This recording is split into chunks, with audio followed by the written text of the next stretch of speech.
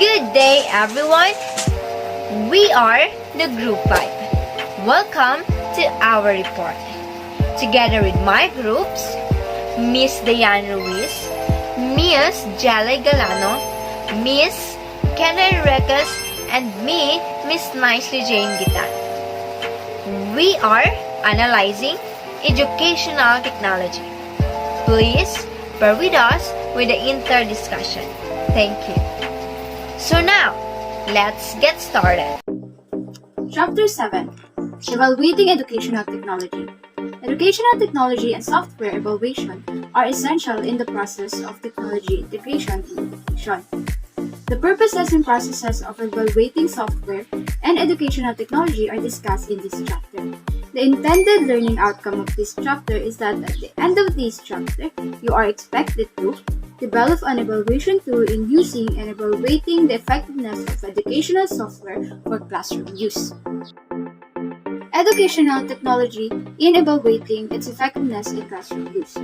Evaluation is an important part of any process or any entity or item consumed by an individual. To know how well it works, whether it is effective or not, and to determine whether its benefit or bring complication to the person.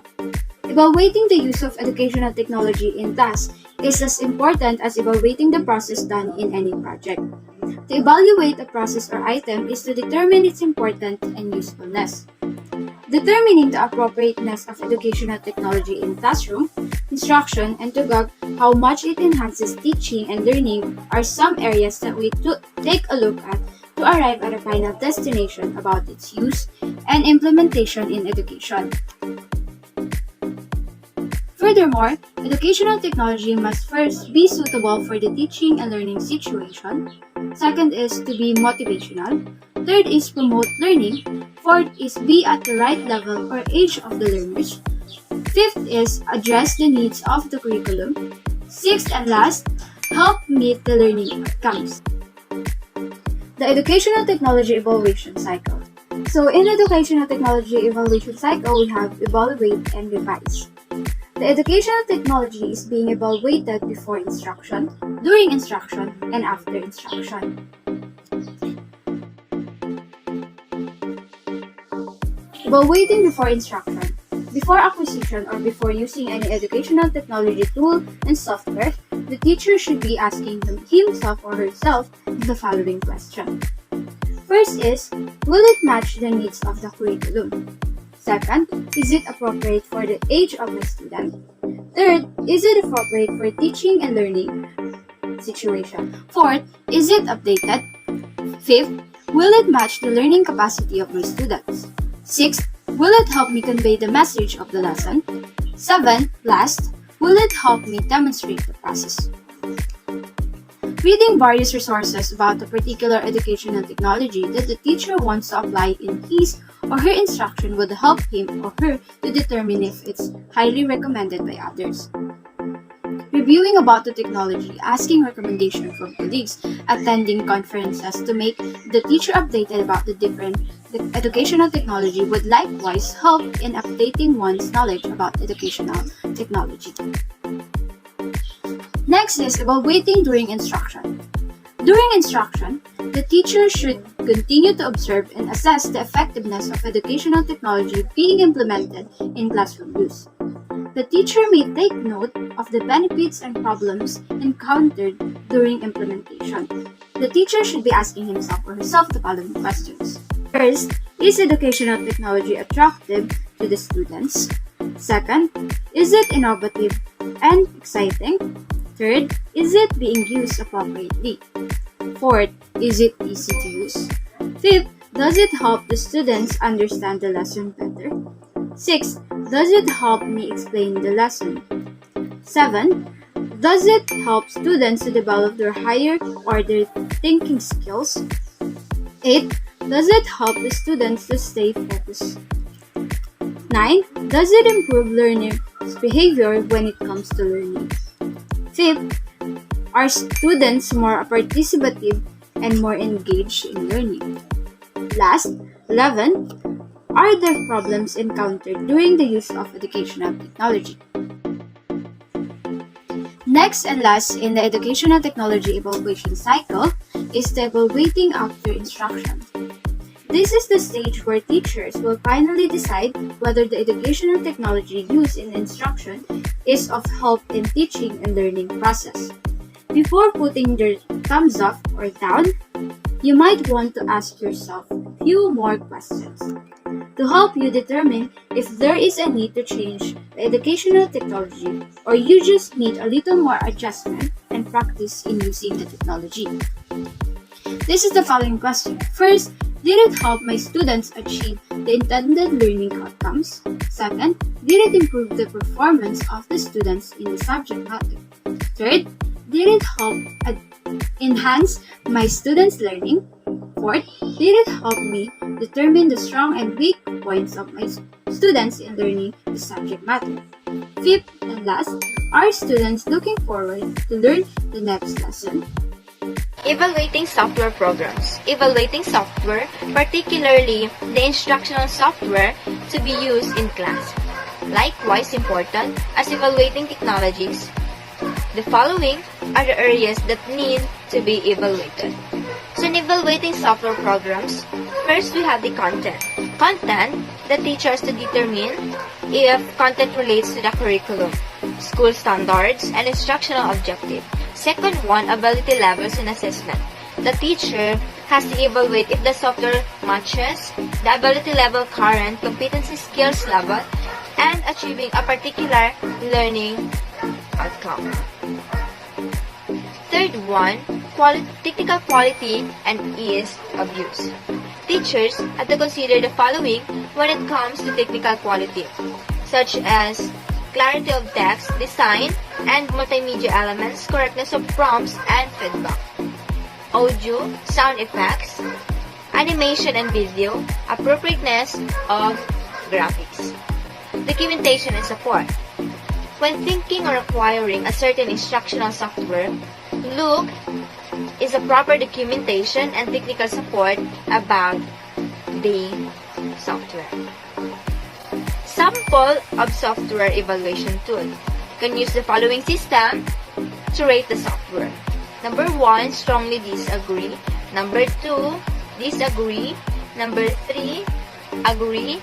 4, strongly agree. Last, DNA. First example is the content. In the content, it is accurate and factual. The content is educationally appropriate. The content meets the school standards. The content meets your learning goals and objectives. If it's it. Strongly disagree, agree, strongly agree, and A. You can put your comment below. Documentation and support. The content teacher manual is clear and thorough. The software has a support number. Online technical support is available. Help and tutorials are clear and it is easy to use. Ability levels. In ability levels, the ability level can set by the teacher. The ability level automatically advances. The ability level software covers a variety of skills ability level. Technical quality. Animation and graphics are usual. Audio, voice input, output is used well. Feedback and prompts are appropriate. The application allows branching and chunking. Last, ease of use. Directions are clear. Students can exit the program at any time. Students can restart the program where they stopped. The software is reliable and free of disruption system errors. You can put your comment below and to rate this again. Number 1, strongly disagree. Number 2, disagree. 3, agree. Number 4, strongly agree. And 8. Educational technology integration, evaluating its effectiveness.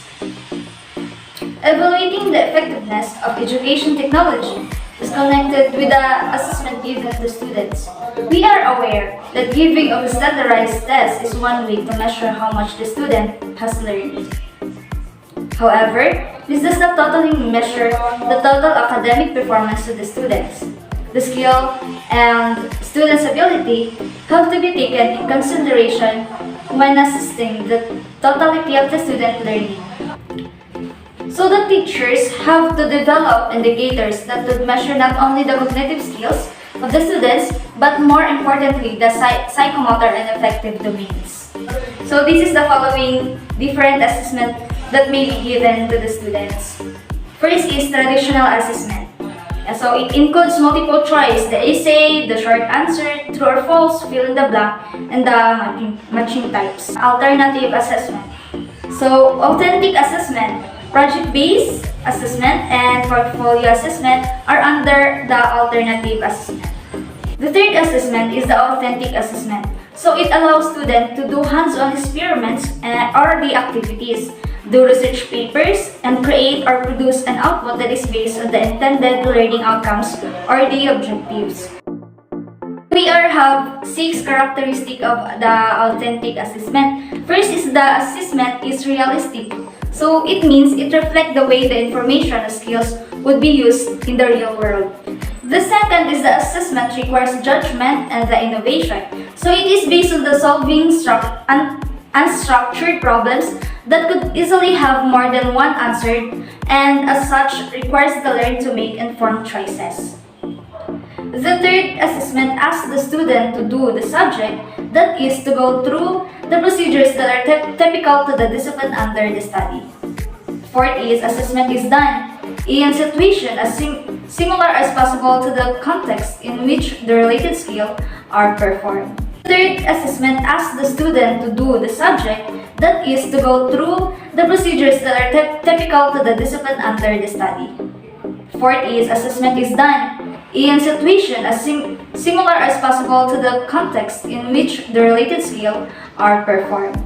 Fifth assessment requires the student to demonstrate a wide range of skills that are related to the complex problem, so including some that involve judgment.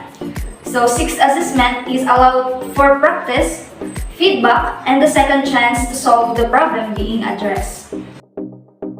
The third assessment is the project-based assessment. So the students are likewise given an opportunity to construct their own knowledge, solve problems, and to create realistic projects. The fourth assessment is the portfolio assessment. It is a long-term assignment in which a student can see and discover their own strengths and weaknesses, which they can improve as they go along the process of learning. So after the students submit their requirements, project, and other assessments, the teacher evaluates all these and their learning process using checklists, rating scales, and rubrics. So these evaluation tools are likewise helpful in evaluating the integration of educational technology in education. Here are the tips for developing checklists, rating skills, and the rubrics. First is use checklists, rating skills, and the rubrics in relation to outcomes and standards. Second, use simple formats that can be understood by students. Third is ensure that the various skills that students need to demonstrate are clear, specific, and observable. Fourth is ensure that the checklist, rating skills, and the rubrics are properly dictated to track students' progress history. Fifth is leave appropriate space, remarks, and the comments. So what is checklist? The checklist is being used by teachers to judge or evaluate the knowledge and skills performed by the students which are related to predetermined learning outcomes. So this is usually in a yes or no format that use to record the performance of students individually, by group, or the whole class. Checklist is usually yes or no. It is a set out specific criteria which students use to gauge skill development or progress. For example, you have an assignment. Checklist categories for written assignments and quizzes, both of which could have multiple items that you need to complete. And also, when you have things to do, check them off as you accomplish each of them. Rating scale, an evaluation tools that allows teachers to indicate the degree point or observations equivalent to the behavior or skills displayed by the learners. Rubrics is the scoring guide used to evaluate performance, assignments, or a project of students' work. And through rubrics, it defines what is expected and what will be assessed. And don't forget to like, share, comment below, subscribe, and hit the notification bell for more updates. Bye!